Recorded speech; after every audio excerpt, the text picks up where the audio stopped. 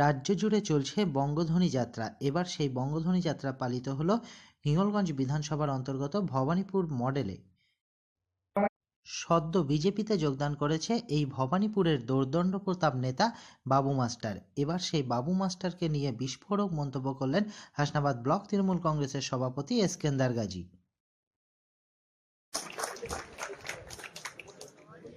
আমাদের মধ্যে উপস্থিত আছেন অন্যতম জেলা নেতৃত্ব।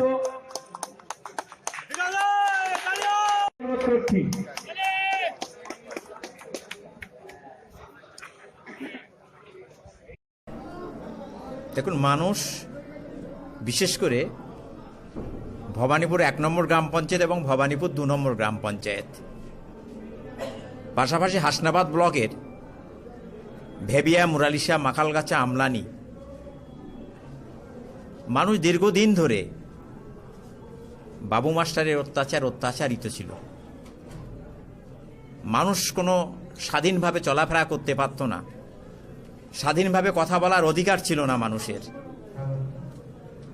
এবং দীর্ঘদিন ধরে আমরা দেখেছি যে এই এলাকার মানুষ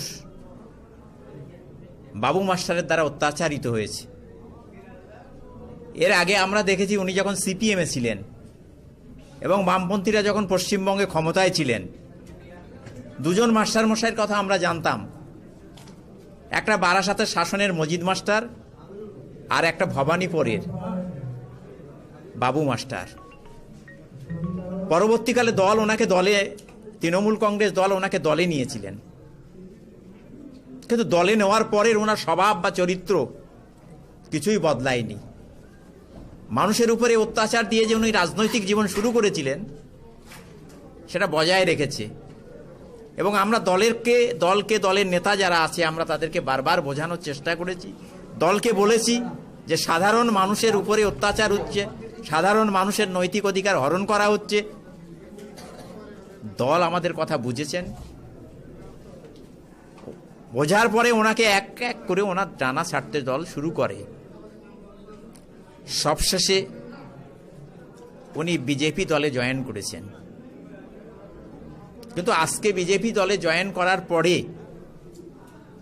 ভবানীপুর ১ এবং ভবানীপুর ২ নম্বর গ্রাম পঞ্চায়েতের মানুষ যে তৃণমূল কংগ্রেস দলের সঙ্গে আছে এবং মানুষ যে স্বাধীনভাবে বাঁচতে চায়, মানুষ যে স্বাধীনভাবে কথা বলতে চায় এবং মানুষ যে মমতা বন্দ্যোপাধ্যায়ের উন্নয়নের সঙ্গে আছে, সেটাই আজকের এই মিছিল, আজকের এই জনসমাগমে প্রমাণিত হয়ে গেল। বাবু মাস্টার দলের শেষ কথা নয়, মমতা বন্দ্যোপাধ্যায়ের উন্নয়ন। মমতা বন্দ্যোপাধ্যায় বাংলার মানুষের পাশে আছে।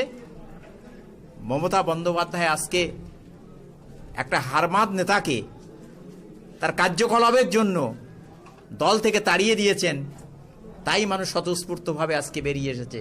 হিন্দু মুসলমান, নারী পুরুষ নির্বিশেষে আজকে সকলেই কিন্তু স্বতঃস্ফূর্তভাবে বেরিয়ে এসে আজকে এই মিছিলে যোগ দিয়েছে।